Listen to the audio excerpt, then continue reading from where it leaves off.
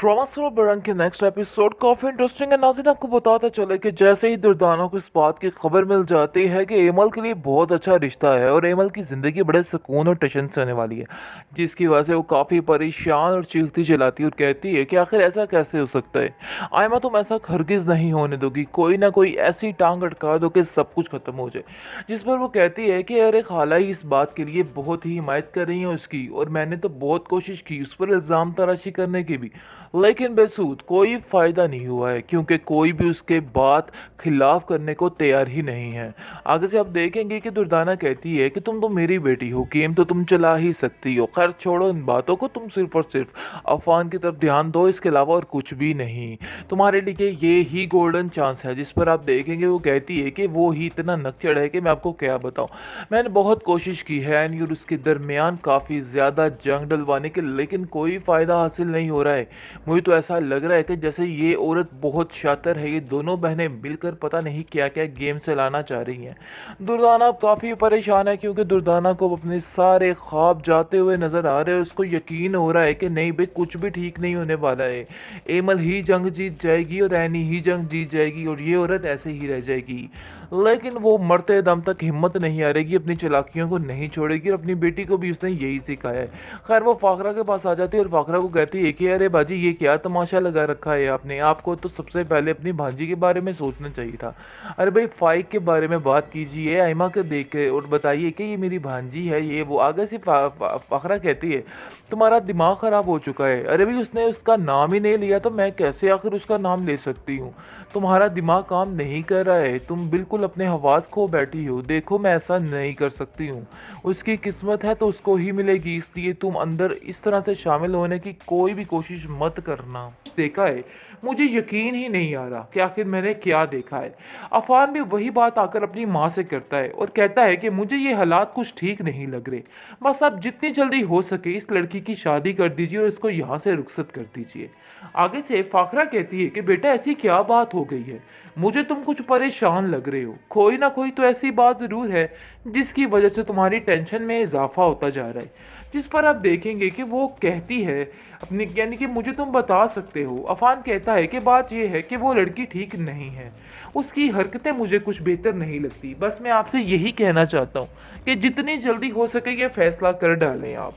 आगे से वो कहती है कि मैं जाकर दुर्दाना से बात करती हूँ और बहुत ही जल्द तुम्हें इस चीज़ का बता दूंगी और देख लेना कि मैं सब कुछ ठीक कर दूंगी।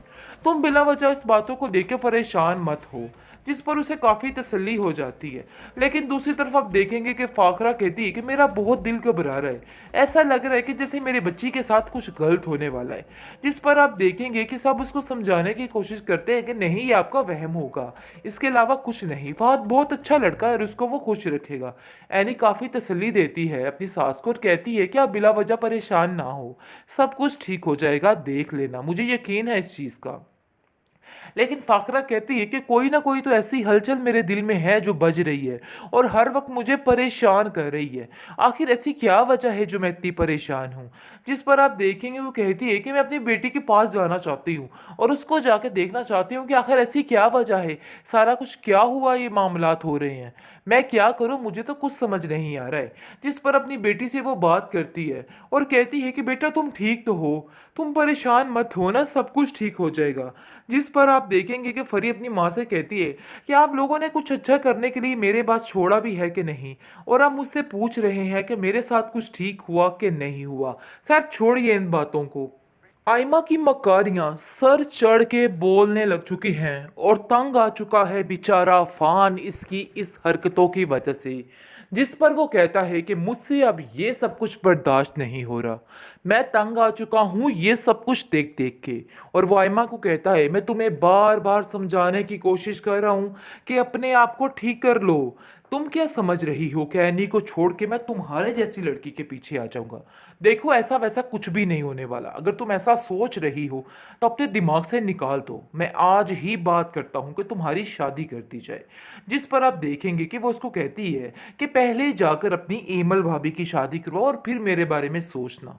पता नहीं क्यों तुम्हें बार बार मेरी ही तरफ ध्यान जा रहा है, तुम एनी को क्यों नहीं देखते, एनी के साथ भी तो तुमने ऐसे ही किया था, लेकिन अब मेरी दफा तुम लोग लोग ऐसे कर रहे हो, ऐसे मुझे अकेले छोड़े और इस घर से निकालने की बातें कर रहे हो। आगे से वो कहता है कि एमल भाभी को छोड़ो, उनके लिए जो होगा बड़ा बेहतरीन होगा, तुम्हें इन सब बातों को लेकर परेशान होने की जरूरत नहीं है। घर आके अफान अपनी खाला से कहता है कि जितनी जल्दी हो सके अपनी बेटी का रिश्ता तलाश करना शुरू कर दीजिए, क्योंकि मैं तंग आ चुका हूं। कभी वो एमल के पीछे और कभी एनी के पीछे खवार होती रहती है, पता नहीं कब उसका दिमाग ठिकाने पर आएगा। दुर्दाना कहती है कि वाह भाई वाह, आप दोनों माँ बेटा ने तो ये ठान ली है कि जितनी जल्दी हो सके मेरी बेटी को इस घर से निकाल देंगे। ऐसा आप कैसे कर सकते हैं? मैं ये चीज़ कतई बर्दाश्त नहीं कर सकती। ऐसा तो मैं नहीं होने दूंगी, क्योंकि दुर्दाना अपनी बेटी के साथ मिलकर और ही जाल बिछाना चाह रही है, और ही चालें चल रही है। वो तो जान ही नहीं सकती कि ऐसा होगा। जिस पर फाखरा को कहती है कि मैं तो ऐसा नहीं होने दूंगी, मेरी बेटी इस घर में बड़े सुकून के साथ है। लेकिन फाखरा कहती है कि मैं बहुत जल्द ये फैसला करने वाली हूँ, और ये बात तुम भी अपने दिमाग में बिठा लो और इन बातों की अब तैयारियां शुरू कर दो, क्योंकि मैंने जो कुछ देखा है मुझे यकीन ही नहीं आ रहा कि आखिर मैंने क्या देखा है। अफान भी वही बात आकर अपनी माँ से करता है और कहता है कि मुझे ये हालात कुछ ठीक नहीं लग रहे, बस अब जितनी जल्दी हो सके इस लड़की की शादी कर दीजिए और इसको यहाँ से रुखसत कर दीजिए। आगे से फाखरा कहती है कि बेटा ऐसी क्या बात हो गई है, मुझे तुम कुछ परेशान लग रहे हो, कोई ना कोई तो ऐसी बात जरूर है जिसकी वजह से तुम्हारी टेंशन में इजाफा होता जा रहा है। जिस पर आप देखेंगे कि वो कहती है अपनी, यानी कि मुझे तुम बता सकते हो। अफान कहता है कि बात यह है कि वो लड़की ठीक नहीं है, उसकी हरकतें मुझे कुछ बेहतर नहीं लगती, बस मैं आपसे यही कहना चाहता हूँ कि जितनी जल्दी हो सके ये फैसला कर डालें आप। आगे से वो कहती है कि मैं जाकर दुर्दाना से बात करती हूँ और बहुत ही जल्द तुम्हें इस चीज़ का बता दूंगी, और देख लेना कि मैं सब कुछ ठीक कर दूंगी। तुम बिला वजह इस बातों को लेकर परेशान मत हो। जिस पर उसे काफ़ी तसल्ली हो जाती है। लेकिन दूसरी तरफ आप देखेंगे कि फाखरा कहती है कि मेरा बहुत दिल घबरा रहा है, ऐसा लग रहा है कि जैसे मेरी बच्ची के साथ कुछ गलत होने वाला है। जिस पर आप देखेंगे कि सब उसको समझाने की कोशिश करते हैं कि नहीं, ये आपका वहम होगा, इसके अलावा कुछ नहीं, फहद बहुत अच्छा लड़का है और उसको वो खुश रखेगा। एनी काफ़ी तसल्ली देती है अपनी सास को और कहती है कि आप बिला वजह परेशान ना हो, सब कुछ ठीक हो जाएगा, देख लेना, मुझे यकीन है इस चीज़ का। लेकिन फाखरा कहती है कि कोई ना कोई तो ऐसी हलचल मेरे दिल में है जो बज रही है और हर वक्त मुझे परेशान कर रही है। आखिर ऐसी क्या वजह है जो मैं इतनी परेशान हूँ? जिस पर आप देखेंगे वो कहती है कि मैं अपनी बेटी के पास जाना चाहती हूँ और उसको जाके देखना चाहती हूँ कि आखिर ऐसी क्या वजह है, सारा कुछ क्या हुआ, ये मामलात हो रहे हैं, मैं क्या करूँ, मुझे तो कुछ समझ नहीं आ रहा है। जिस पर अपनी बेटी से वो बात करती है और कहती है कि बेटा तुम ठीक तो हो, तुम परेशान मत हो ना, सब कुछ ठीक हो जाएगा।